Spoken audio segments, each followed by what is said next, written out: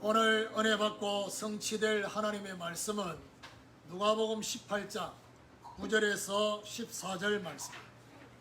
누가복음 18장 9절에서 14절 제가 한 절 읽고 여러분 한 절 읽고 교독하겠습니다.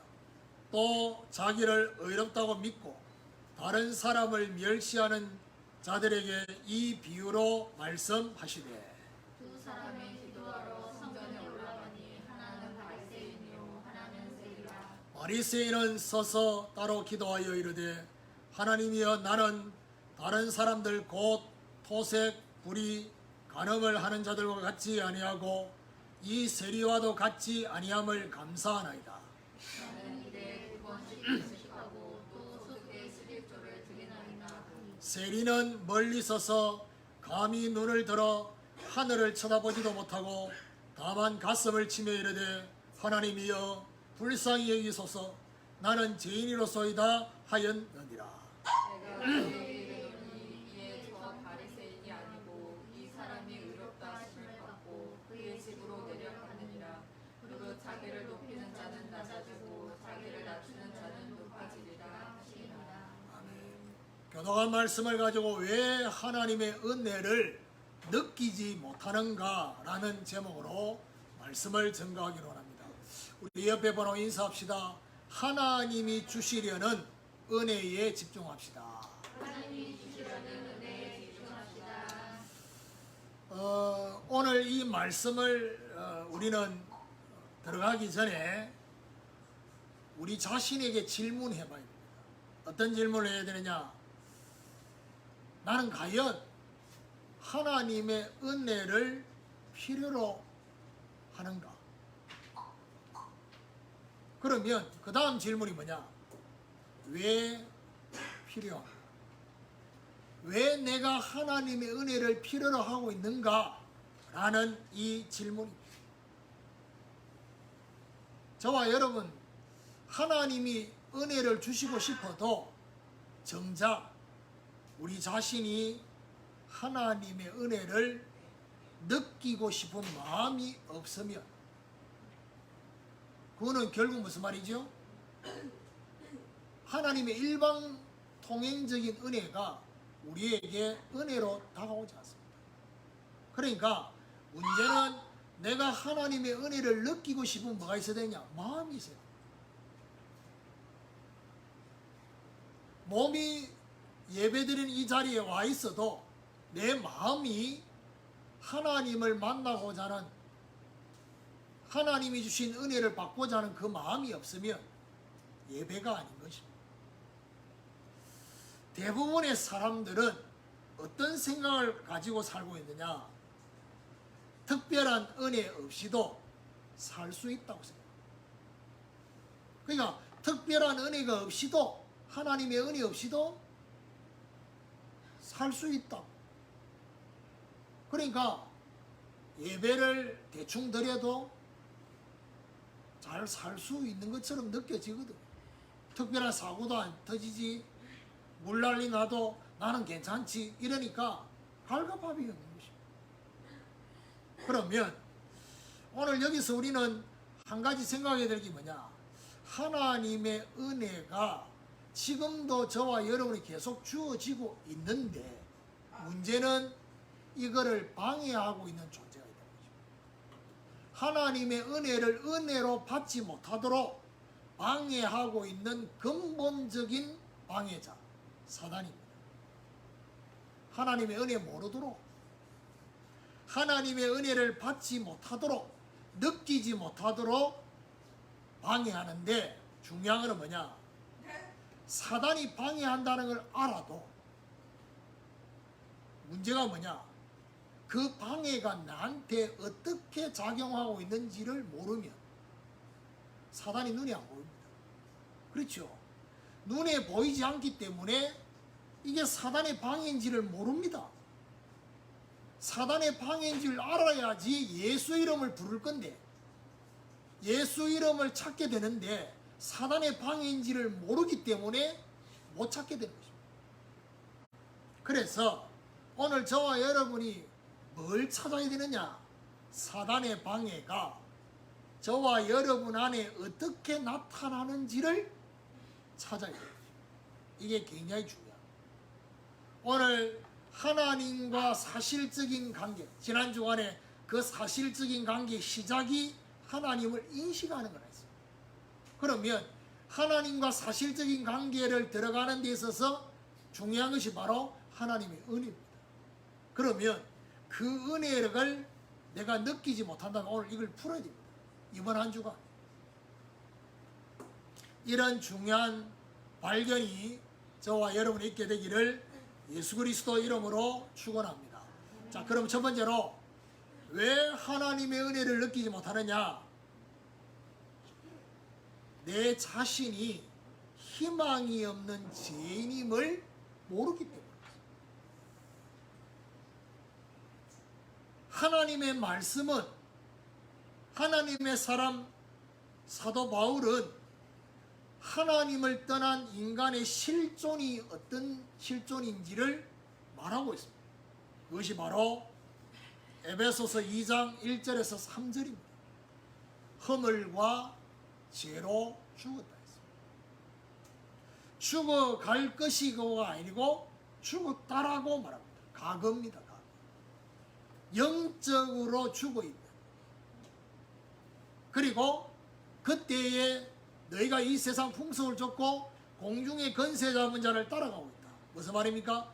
영적인 죽음이 실제 삶에는 어떻게 나타나냐? 영적인 노예 상태로. 그리고 육체와 마음에 원하는 걸 하는데 본질이 뭐냐? 진노의 자녀라 했습니다. 진노 아래 살아가는 것입니다.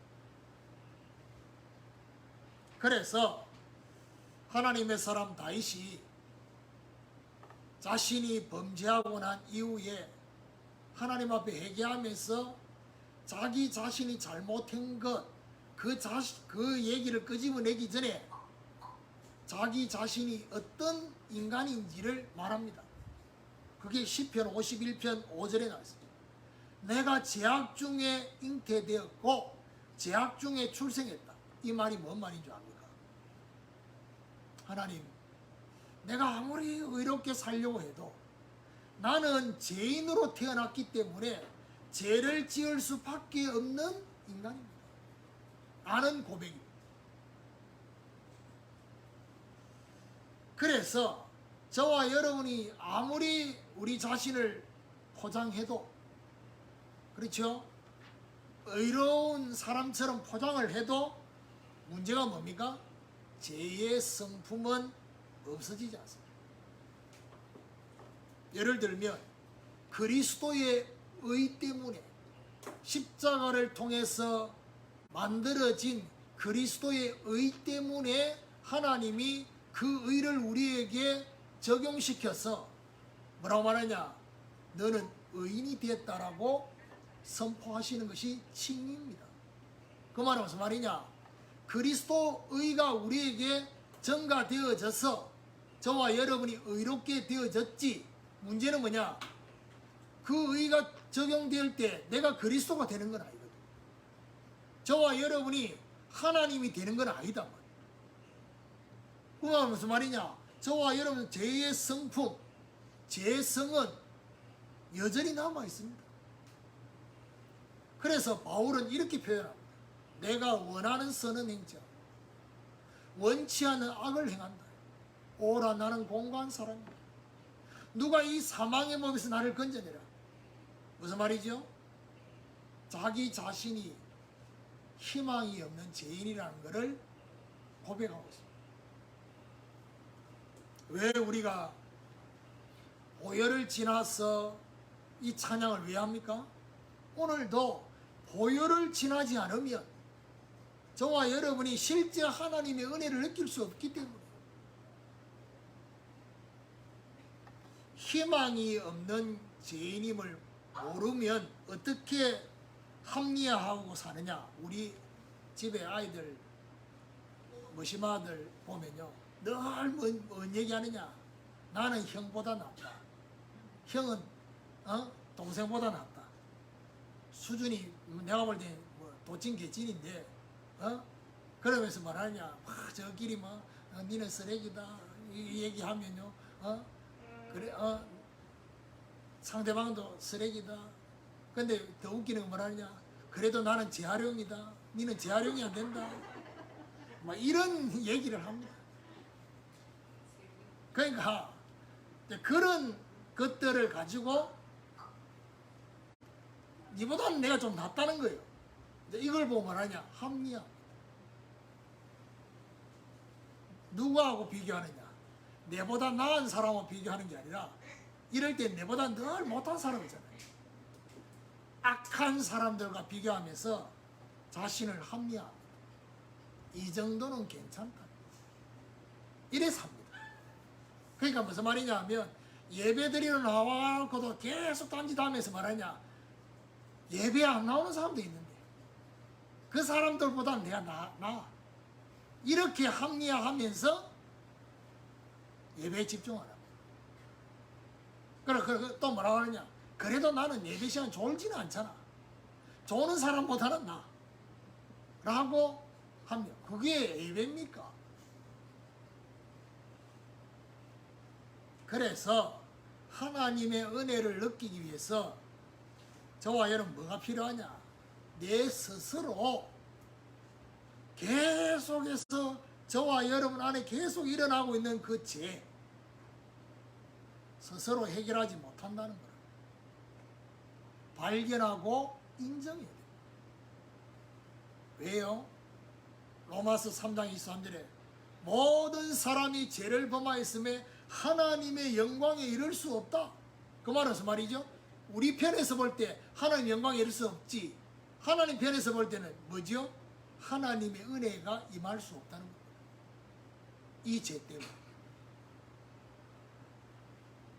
그래서 왜 구약에 제사를 지낼 때 양을 잡아서 피를 뿌리고 막 그럽니까? 저와 여러분 스스로는 하나님 앞에 나아갈 수 없다는 겁니다. 가로막혀 있다는 겁니다. 그래서 하나님 만나기 위해서, 하나님 임재를 느끼기 위해서 성소와 지성소 사이에 있는 그 휘장 밑에다가 피를 뿌리고 분향단에 피를 바르고, 왜 그렇습니까? 그 피가 발라지지 않으면, 예수 그리스도의 피가 발라지지 않으면 절대로 하나님의 임재와 하나님을 만나고 하나님께 기도하는 이게 안 된다는 얘기예요. 해결할 수 없어요. 이게 바로 첫 번째, 하나님의 은혜를 느끼지 못하는 첫 번째, 내 자신에 대한 영적인 실존을 못 보는 거예요. 희망 없는 죄. 두 번째입니다. 왜 하나님의 은혜를 느끼지 못하느냐? 마음이 높아져 있기 때문에. 왜 마음이 높아져 있습니까? 이걸 알아야 됩니다. 여러 가지 것으로 마음이 높아져 있는데, 높아진 여러 가지 이유가 있어요. 종류가 있어요. 그 첫 번째가 꼴짜기 때문에 생겨진 산입니다. 꼴짜기 때문에 생겨진 산. 꼴짜기 때문에 생겨진 산은 뭘 말합니까? 상처 때문에, 그 상처를 메꾸기 위해서, 상처를 덮기 위해서 만들어진 산, 그것이 그 사람으로 하여금 마음이 높아지게 만든 원인이 됩니다. 그리고 소위 요즘 우리가 쓰는 말 중에 하나가 뭐죠? 금수저. 태어날 때부터 금수저로 태어난 이 사람들의 특징이 뭐냐? 마음이 높아져 있어요. 그러니까 여러분, 마음이 높아진 사람의 특징이 뭔지 압니까? 사람을 쳐다볼 때 늘 눈이요, 키도 작은데 눈이 늘 밑으로 쳐다보고 높아지기. 그리고 또 한 가지 마음이 높아진 종류가 뭐냐? 자수성가하죠. 그러니까 자신이 노력하고 몸부림쳐서 다른 사람보다 더 많은 시간과 에너지를 투자해서 성공했는 사람들, 이 사람들은요 마음이 높아져 있어요. 그렇지요. 그래서 늘 뭔가 가난하게 살고 뭔가 실패하는 사람 쳐다보면요, 의지가 약했어. 이렇게 말합니다. 본인의 의지가 강하다는 거죠. 마음이 높아진 결과가 어떤 결과입니까? 자기 자신한테 부족함도 없고 모자람이 없다고 생각하면서 삽니다. 그래서 뭐가 없느냐? 하나님을 향한 가난함, 하나님을 향한 배고픔이 없는 거예요. 그러니까 어떻게 합니까? 하나님을 찾지 않습니다. 예를 들면 오늘도 저와 여러분이 우리 자신을 조금 들여다보면서 내 안에, 내 자신 안에 생각이 내 것으로 가득 차 있으면요, 하나님의 것이 들어올 수가 없어요. 하나님이 역사할 수 있는 뭐가 없느냐? 공간이 없는 거예요. 그래서 왜 저와 여러분에게 하나님이 역사할 수 있도록 자꾸 뭔가 우리 것을 버리라 하고 비우라 하고 그렇게 하느냐? 빈 공간을 만들어야 돼요. 다시 말해서 하나님이 저와 여러분에게 은혜 주시는 여지가 있어요. 아무리 저와 여러분이 계획을 세우고 철저하게 생각을 해도 하나님이 역사할 수 있는 여지를 열어놓으면 하나님이 저와 여러분 인생에 역사하셔요. 그런데 문제는 뭐냐? 그 여지를 안 열어놓으니까. 내 안에 하나님이 역사할 수 있는, 은혜 줄 수 있는 공간이 없어요. 꽉 차 있어요. 뭘로요? 내 생각으로, 나의 계획으로. 오늘 저와 여러분 은혜가 느껴지지 못하고 은혜를 받지 못하는 사람의 특징 중에 하나가 뭐냐? 자신의 생각이 맞다는 거예요. 너무 자기가 생각하는 마음과 생각이 너무 맞다라고 생각하는 게 강해. 아닐 수 있는데 결국 무슨 말이죠? 그 생각과 마음이 맞다라고 그렇게 강하게 생각하고 있는 자체가 뭐죠? 내가 주인되어 있는 거예요. 이건 내려놔야 돼요. 하나님이 모세보고 뭐라고 말합니까? 출애굽기 3장 5절에 모세야, 너의 선 것은 거룩한 것이니 네 발에서 신을 벗으라겠어.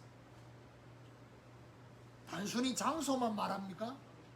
하나님이 오늘도 저와 여러분이 말씀합니다. 우리의 마음과 생각, 거기에 신발을 벗으라고 합니다. 거룩한 곳이니 내가 거기 임재하고 싶으니까 내가 맞다고 생각하는 그 주인된 마음과 생각을 내려놓는, 이것이 바로 하나님의 은혜를 느끼게 되는 중요한 통로가 되는 것입니다. 세 번째입니다. 왜 하나님의 은혜를 느끼지 못하느냐? 오늘 옆 사람과 인사하도록 했던 그게 바로 세 번째입니다. 하나님이 주시는 은혜가 무엇인지 모르기 때문에. 문제는 하나님 은혜를 달라고 하는데 대부분의 사람들이에요. 제가 볼 때 거의 99%예요. 대부분의 사람들은 하나님이 주시려는 은혜보다는 내가 받고 싶은 은혜가 더 커요.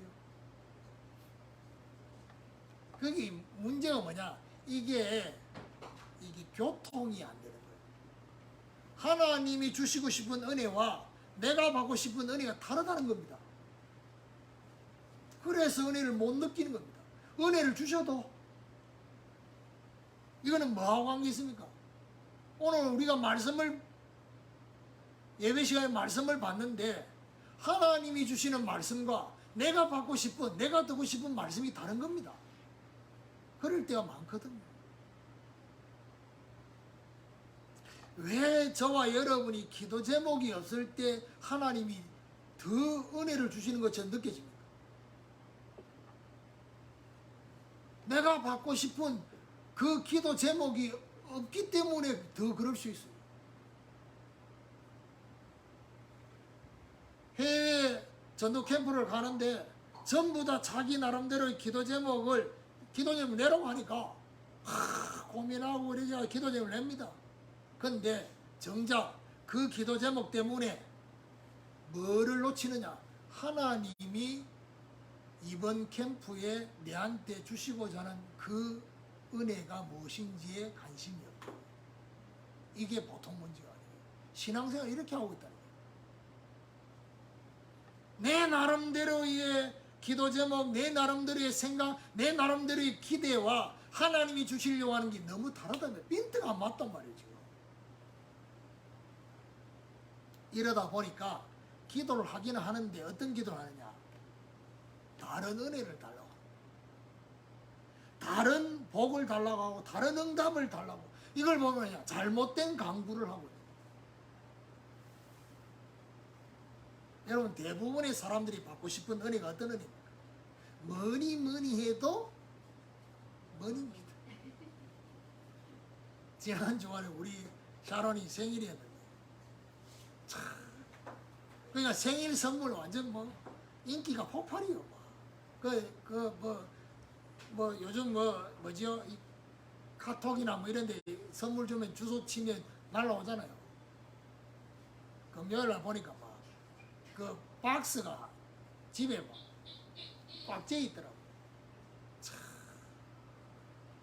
그러니까 이제 그걸 쳐다보면서 진세가 생각, 도대체 왜 인기가 많은지 모르겠다. 살도 쪘는데 이러면서. 이제 그거 이제 카톡에 막 올리고. 근데 거기서 중요한 게 뭐냐면, 그 회사 그 동료들이 샤론이한테 선물을 뭐냐? 현금을 준 거예요. 맞춤형 선물. 샤론이가 제일 좋아하는 게 이거다. 이게 제일 필요할 거다 싶어가지고 각자 5만 원씩 해가지고 20만 원 다. 그러니까 이제 그 얘기를 사귀는 오빠한테 얘기하니까 오빠가 돈을 좋아했냐고. 우리 샤론이 답변, 돈을 싫다고 한 적이 없다고. 그렇죠. 돈 싫어하는 사람 아무도 없으니까. 그러니까 오빠도 뭐죠? 돈 줄 생각이 없었는데 그 얘기 듣고 일종의 내가 볼린 서리 쿠션이죠. 그러니까 오빠도 뭐죠? 바로 이렇게. 저도 돈 보내고 하지. 새벽에 보냈어요. 받고 싶은 은혜. 육신적인 거요. 대부분의 사람들이 받고 싶은 은혜가 육신적이고 서론적이고 기복적인 거예요. 그런데 하나님이 주시려는 은혜는 이거하고 정반대입니다. 어떤 은혜냐? 영적인 은혜. 그리고 근원적인 은혜를 주시려고. 그리고 하나님은요, 하나님과 소통되는 은혜를 주시려고. 그러니까 우리가 받고 싶은 은혜가 한참 뒤에 있는데, 한참 뒤에 있는 그게 빨리 안 온다고 계속 삐끼고 열받고, 좀 괜찮아졌다가 다시 또 열받고. 이게 왜 그러냐 하면 하나님이 주시려고 하는 은혜하고 내가 받고 싶은 은혜가 다른 겁니다. 지금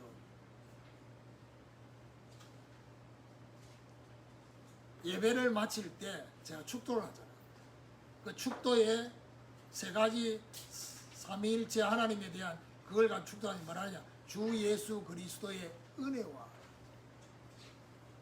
그 말은 무슨 말이죠? 하나님의 은혜 중에 은혜가 뭐냐? 예수 그리스도입니다. 그러면 결국 하나님이 저와 여러분이 주시고 싶은 은혜는 뭐죠? 예수 그리스도입니다. 복음입니다. 더 중요한 거, 저와 여러분이 성경에 보니까 악한 자라도 자식에게 좋은 걸 줄 줄 알거든. 하물며 너희 천부께서, 하늘에 계신 아버지께서 구하는 자에게 좋은 거 주시지 않겠냐. 이래 안 하고 성령을 주시지 않겠나. 무슨 말이죠? 근원적인, 영적인, 하나님과 소통되는 그 은혜. 하나님은요 그리스도를 통해서 모든 것이 되살아나고 그리스도를 통해서 모든 것이 정상이 되어지는 이 은혜부터 저와 여러분이 주시려고 합니다. 오늘 이거 해보고 하셔야 돼요. 그러니까 오늘 이 말씀을 들으면서 내가 하나님의 은혜를 느끼지 못하는 이 조건을 내가 다 가지고 있구나. 이 조건을 내가 볼 때 이게 나는 한 개인지 두 개인지 세 개인지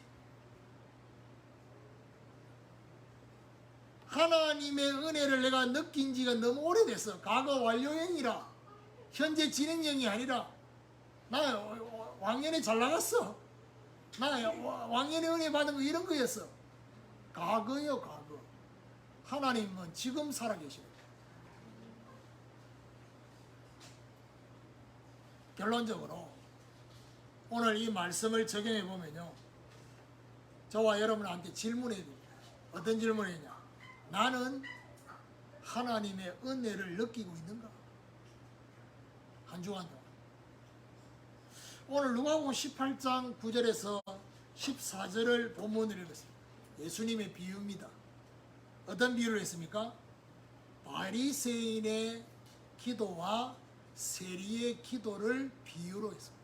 그런데 그 비유 앞에 우리로 말하는 비유 제목을 뭐라고 말하느냐? 자기를 의롭다고 믿고 다른 사람을 멸시하는 자들에게 이 비유로 말씀하십니다. 그러면서 바리새인은 뭐라고 서서 기도합니다. 뭐라고 기도하느냐? 하나님이여 나는 다른 사람들 곧 토색, 불의, 간음을 하는 자들을 갖지 않고 이 세리와 또 같이 아니함을 감사하나이다. 하나님 뭐라고 말하냐? 여기 성경에 나오는 갈로 어쩌란 말이냐? 나는 일주일에 2번씩 금식하고 또 소득의 11조를 드리나이다. 갈로 어쩌란 말이냐? 하나님 지금 이 얘기를 하시는 거예요. 무슨 말입니까? 바리새인은 뭐가 기준이 되어 있습니까? 자기 삶이 기준이 되어 있습니다. 그런데 세리는 13절에 보니까 멀리 서서 감히 눈을 들어 하늘을 쳐다보지도 못하고 다만 뭐라고 하느냐? 가슴을 칩니다. 이르되 하나님이여 불쌍히 여기소서. 나는 죄인이로소이다. 불쌍한 죄인이라고 생각하는 이 세리는 뭐가 기준이 되어 있습니까? 삶도 삶이지만 삶을 넘어서 자신의 중심이 기준이 되어 있습니다. 오늘 저와 여러분 우리의 삶도 중요하지만 그보다 더 중요한 게 뭐냐? 우리의 중심, 우리의 마음이 하나님하고 빗나가 있는 그런 상태는 아닌지, 하나님이 저와 여러분을 바라보는 그 시선을 나는 외면하고 살아가고 있지는 않는지. 오늘 여기서 이 말씀을 가지고 우리는 뭘 적용해야 되겠습니까?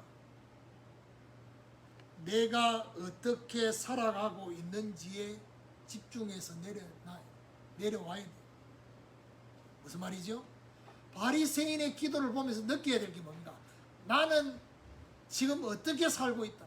나는 어떤 기도를 하고 있다. 나는 지금 하나님을 위해서 어떻게 살고 있다. 거기에 집중하고 있습니다. 여러분 솔직히 말해가지고 지금 이 바리새인과 세리를 우리 교회에 갖다 놓으면 바리새인 보면서 신앙 좋다 이럴 사람들이 대부분입니다. 왜냐? 나는 그래 못 사니까.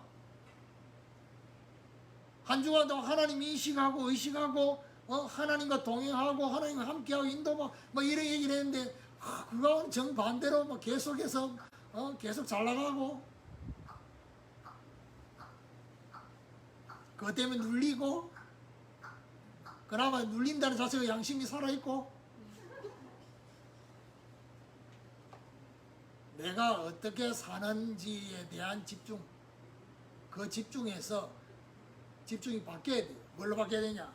하나님이 나에게 어떻게 역사하고 계시는지, 어떤 은혜를 주시는지에 대한 집중이 필요합니다.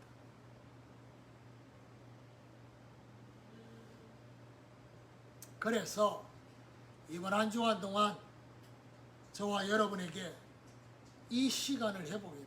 어떤 시간? 하나님 앞에 내가 주인 되어 있는 신발을 벗는 시간을 해보게 돼요. 저와 여러분 어떤 시간을 해보게 되느냐? 하나님 앞에 무릎 꿇는 시간을 해보게 돼요. 실제 무릎도 꿇어야 되지만 우리 마음으로 무릎 꿇는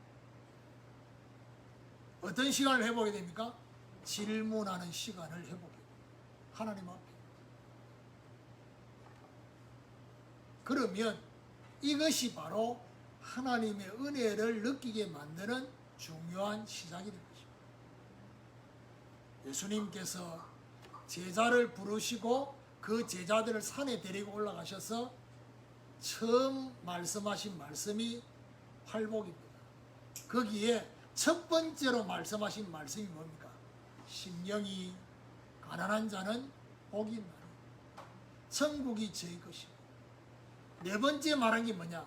의에 줄이고 목마른 자는 복이 있나니 저희가 배부를 것이고. 여러분, 우리의 심령이 어떤 심령? 가난한 심령, 줄인 심령. 하나님의 은혜 없이는 오늘도 살 수 없습니다. 그래서 뭐 간단하게 제 얘기를 잠깐 합니다. 지난주에 제가 그 얘기죠. 오늘 청년 캠프 놓고 기도하니까 하나님 지난 주간에 주제, 그 다음에 성구, 그 다음에 그 안에 팀사에 해야 될 이런 것들에 대해서 하나님 주셨다. 근데 이걸 내가 잠 자려고 누워서 불 끄는 상태에서 내가 묵상했는 거라서 아침에 일어나니까 생각이 안 나요. 주제하고 성경 구절 뭐 이런 거는 생각이 나는데 그 안에 내용이 생각이 안 나요. 그래서 제가 이럴 때는 제가 하나님 앞에 간절하게 기도하는 게 있거든요. 생각이 안 나게 하시는 이유가 있을까요? 그렇죠. 그때 그 묵상인가하고 실제 하나님이 이번에 주시려고 하는 게 다를 수 있어요. 다른 방향일 수 있다.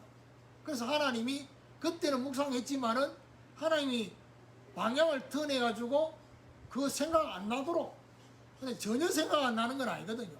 몇 가지 생각 나는데 분명히 5가지였는데 한 가지만 생각이 안 난다.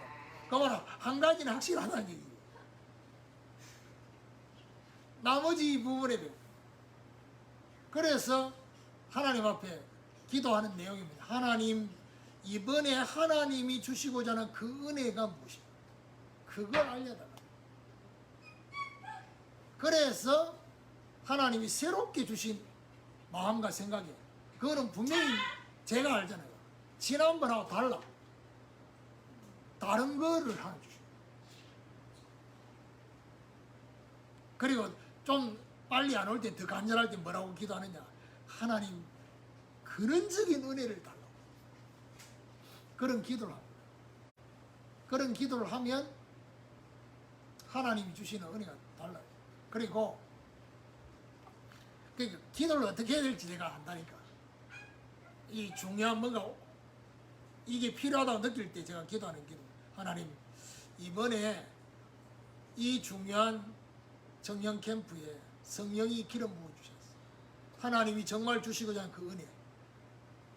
그 은혜가 하나님이 계획하신 은혜가 있을까요? 그걸 하나님 저한테 먼저 밝히 보여달라. 그러면 하나님이 거기에 따라서 주십니다.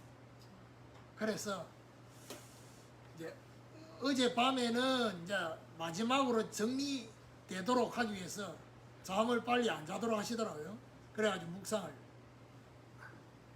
그래서 오늘 아침에는 기도하고 오늘 메시지 할 거 다 하고 난 뒤에 혹시 또 잊어버릴 수 있잖아요. 그래서 핸드폰으로, 그게 전부는 아니지만 그래도 뭐죠? 1번, 2번, 3번, 4번 이렇게 적었어요. 그러니까요. 이제 그거 보면서 내가 하나님 묵상하게 하신 부분, 그 생각나는 부분이죠. 근데 그런 거 있어요. 이 글로 다 표현할 수 없는 부분이 있습니다. 묵상하면서. 그렇지만은 그거를 해놓음으로써 하나님이 거기에 살을 붙여서 역사하실 부분이 있다. 그러니까 제가 이 얘기를 왜 하느냐. 저와 여러분 한 주간 동안 하나님이 역사하실 수 있는 여지를 만들어줘요. 저와 여러분 가난한 심령, 줄인 심령. 그래서 하나님의 은혜가 채워지는 이런 축복이 있기를 예수 그리스도 이름으로 축원합니다.